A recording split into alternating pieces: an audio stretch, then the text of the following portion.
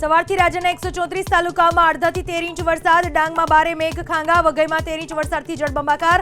પૂર્ણા, અંબિકા સહિતની નદીઓની સપાટીમાં વધારો.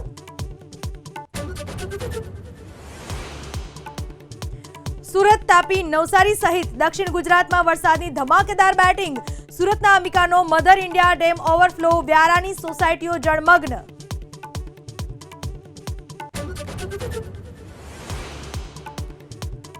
રાજ્યના ખેડૂતોના હિતમાં રાજ્ય સરકારે લીધો મહત્વનો નિર્ણય.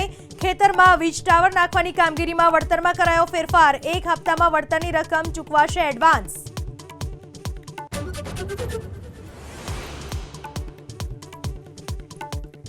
અમદાવાદમાં ફાયરની ગાડી ફસાઈ ખાડામાં. ફાયરની ગાડીને રેસ્ક્યુ કરવા માટે મંગાવવામાં આવી રેસ્ક્યુ વાન.